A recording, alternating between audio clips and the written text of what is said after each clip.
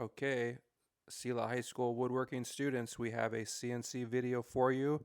This is going to teach you how to run the CNC machine we have in our shop. This is a 4x8 foot table. It's a shop bought CNC. Right now I'm just moving the machine around with our little keypad controller here. You can see those arrows.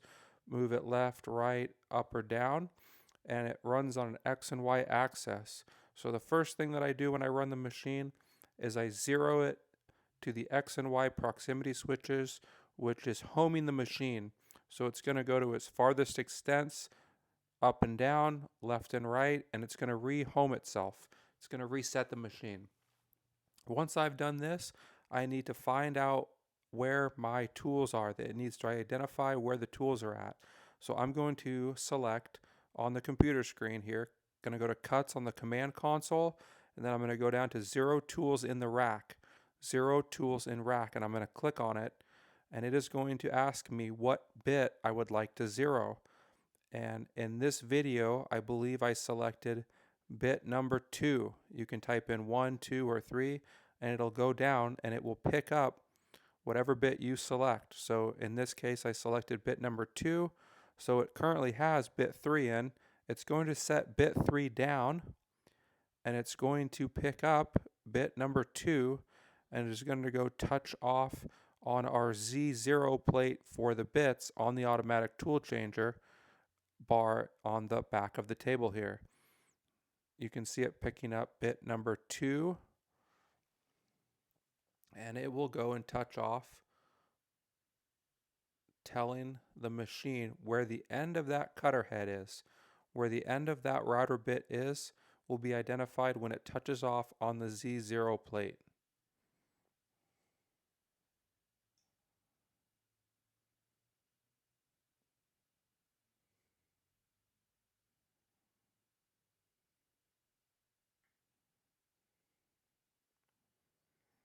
And then when it's done, it'll give you another choice if you'd like to zero another bit or not, and you can click Y or N for yes or no. And then if you click yes, it will have you select another bit. It'll ask you what number bit do you want. So the next bit that I'm going to do for this video is bit number 3. It doesn't show it on our screen, but I'm selecting it,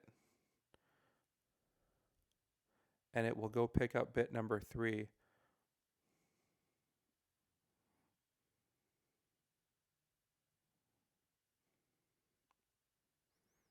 The two bits that we use for our cutting board is a 1/4 inch end mill straight cutting bit and the 1/2 inch ball nose bit. Bit number 2 is your straight cutting end mill, and bit number 3 is your 1/2 inch ball nose. And I'm going to zero both of those tools. And so bit number 3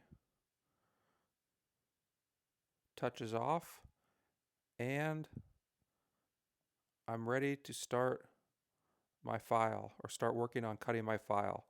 So I'm going to move the machine back towards the business end of the table, and you can see here how I use my keypad to control it, and I'm driving it down until I'm over towards my end of the table. At this point, you will want to put your workpiece, and in our case the cutting board, into the corner of the table, and we've set up this little jig with the clamps that let each project be indexed in the same location.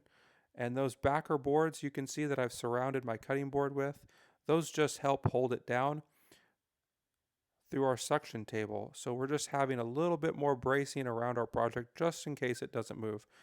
The switch on the wall is the vacuum switch. So the vacuum is now on, and the vacuum can be controlled to different zones of the table using our valves on the side of the table here. You can see me reaching down, and I'm closing the valves that I don't need, and I'm opening the valve that I do need. So there's 4 zones, and I'm only going to use one zone because the table is divided into quarters.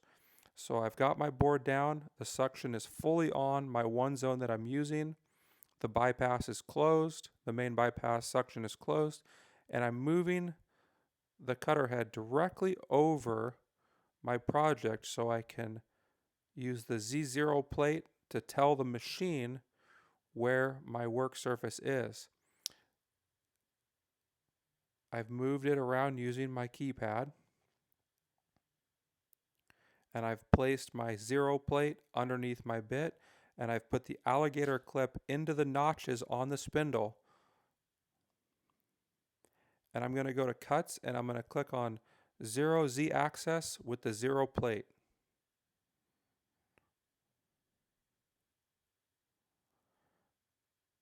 And when you click OK on this screen here, hit enter when above above the plate and ready to 0. I'm going to hit OK, and the machine will start to move towards the 0 plate, and it'll touch off the 0 plate 2 times.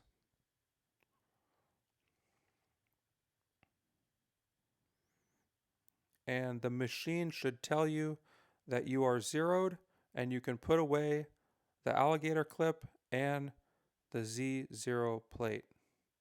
At which point you can start to move the machine to the corner that you will set as the new home location. You can see it moving. It might jump back a little bit here just to show you that one screen. Okay, it says zeroed. Remember to remove the alligator clip and put away the plate. We did that. Now I can start moving towards the corner of my workpiece because I need to set the new home location. We've just set the Z height, so the Z is set. We need to now set X and Y. So when you're over that far corner of your workpiece, that's where we told the software artwork that we drew that this is the corner we're going to start from when we run our file. So we're zeroing the machine to that as well. I'm going to go to 0, and I'm going to go on the command console screen, and I'm going to click 0 axes X and Y only. I'm going to 0 the X and Y. And then if you look into our position screen, the red screen, where it has X, Y, and Z, you can see X and Y are now 0, and Y is 1 inch off the table. Now we can run our file. So I'm going to go to Part File Load. I'm going to go to File in the Command Console and go to Part File Load, and it brings up your folders. You are going to select the folder and the file that you created. Once you select it, you can open it, and you're going to hit the green Start button on the position screen. It's going to say, please start the router spindle with the Start button, and then click OK. There is a control box on a cord that's attached to our router. You need to hit the green Start button before you hit OK on that last screen for that spindle to start cutting. You can see that we have the 1/2 inch ball nose beginning to execute the file. Once the ball nose does its pass, it is going to go pick up the straight cutting bit, and it is going to cut out the profile of your cutting board. Now, certain files and updates to our cutting board file may have the profile cut first and the juice tray cut later. But once you click OK and start the spindle, whatever order that the file has been set up in, the machine will sequence it and run it right through without any interference. It will change tools. You will not need to do anything once you click start until the file has completed. And you can see it here doing its automatic tool change. It's picking up bit number 2. That is our 1/4 inch end mill straight cutting. And it's going to come back and it's going to cut out the profile of our cutting board.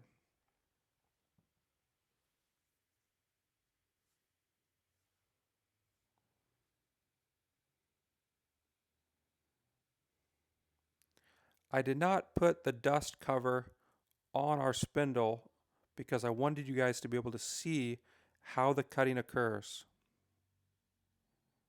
Okay, our 1/4 inch end mill is now profiling our design.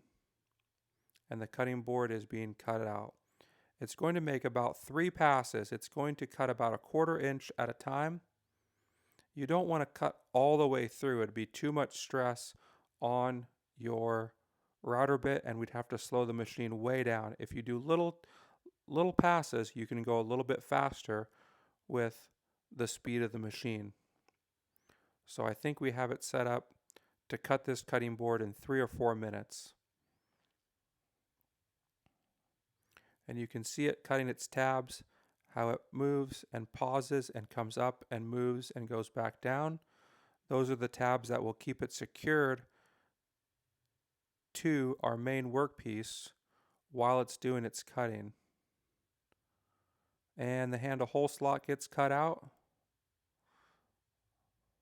The handle hole is now cut, and it'll go back to its home location. You will go pick up your keypad again, and you're going to need to move the router away from the cutting board so you can turn the valve for the suction off and move the cutter head out of the way.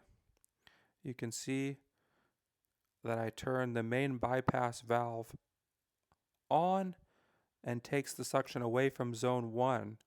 Now I can carefully remove my cutting board from the blank, and in this case the tabs did not hold and they broke out, so the cutting board came out in one piece. Okay, I hope this helps.